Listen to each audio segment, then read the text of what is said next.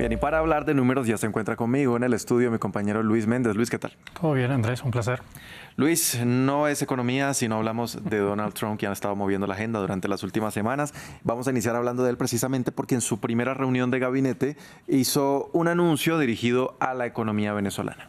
Así es, un anuncio donde el jefe de la Casa Blanca informó que retira la licencia para la exportación de petróleo venezolano a partir del próximo 1 de marzo. El anuncio de Donald Trump revierte la decisión del entonces presidente Joe Biden otorgada a la nación sudamericana en el año 2022, aunque no se refirió a una empresa en particular, pero la medida adoptada por Trump afectaría directamente a la empresa petrolera estadounidense Chevron, la cual cuenta con licencia para operar, producir y exportar petróleo venezolano.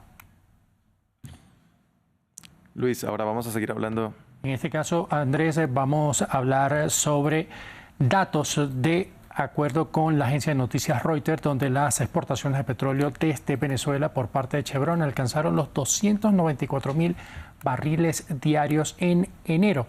Por su parte, la administración de Caracas, de acuerdo con datos de la OPEP, produjo poco más del 1.000.000 de barriles diarios en ese periodo.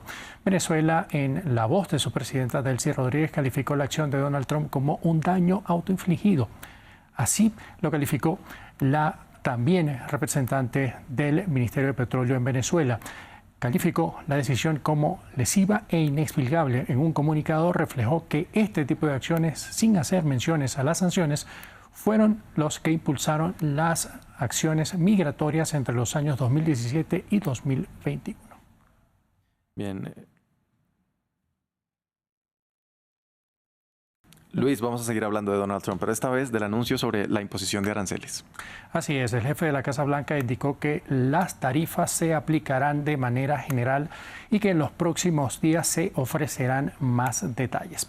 Recordemos que Donald Trump ha anunciado la imposición de aranceles a diversos bienes que ingresan a Estados Unidos. Por un lado, advirtió a México y Canadá, sus principales socios comerciales, con la imposición de tarifas de 25% si estos no se comprometen con la reducción de la migración irregular y la entrada del fentanilo a Estados Unidos. Asimismo, ha amenazado a China y la Unión Europea con la imposición de tarifas, pero esta vez orientada a disminuir el déficit comercial que existe entre ambos.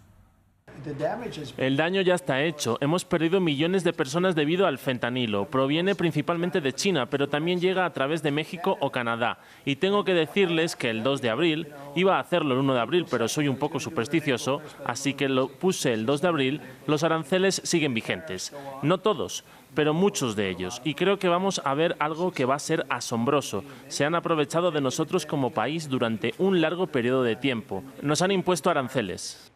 Por otro lado, a pesar de no ofrecer detalles, Trump mencionó que los aranceles estarán orientados a los fabricantes de automóviles y se aplicarán de manera general. La aplicación de aranceles podría afectar hasta 29.300 millones de dólares de las exportaciones del bloque a Estados Unidos. Han indicado desde el bloque que harán todo lo posible para evitar una guerra arancelaria, pero la Unión Europea ha manifestado que tomarán medidas en represalia.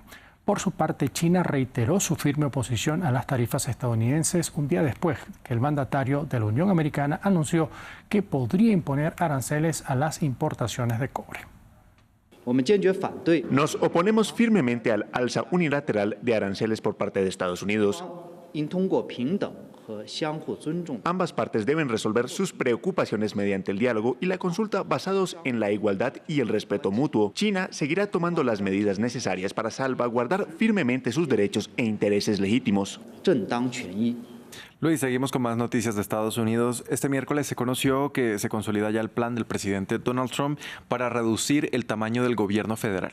Así es, de acuerdo con diversos medios estadounidenses, las agencias federales deberán desarrollar planes para eliminar puestos de empleo. Esto luego de distribuirse un memorando que reafirma el plan de Trump para reducir la plantilla. Durante la primera reunión de gabinete, Trump señaló que están disminuyendo el tamaño del gobierno, un hecho que, de acuerdo con el presidente Trump, se muestra como un impedimento para poder cumplir con su agenda en los próximos 4 años. Por el momento, miles de empleados en periodos de prueba han sido despedidos y otros tantos miles se han acogido a los diversos planes propuestos para abandonar sus puestos de trabajo. Ante esta situación, la agencia agencia de noticias AP señala que algunos gobernadores de Estados Unidos, en su mayoría demócratas, han hecho un llamado a los funcionarios despedidos para que se postulen a puestos gubernamentales en sus respectivos estados. Luis, vamos a hablar de empresas porque la fabricante de chips y semiconductores, Nvidia, presentó su informe de resultados. ¿Hubo o no hubo envidia?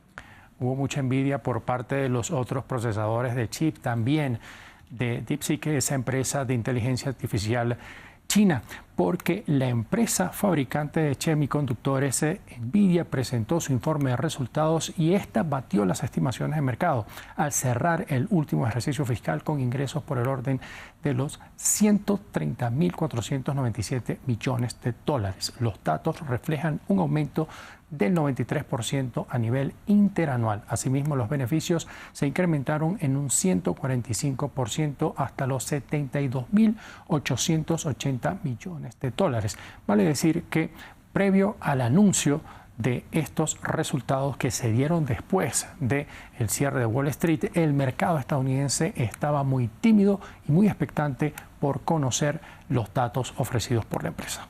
Bien, vamos ahora a conocer el cierre de los mercados para este miércoles. Comenzamos hablando precisamente de Estados Unidos porque allí las principales bolsas de Wall Street no pudieron aprovechar este empuje de Nvidia, cerraron en terreno mixto. El Dow Jones cayó al cierre mientras que el Standard & Poor's ganó poco, pero ello fue suficiente para cortar una racha negativa de varios días.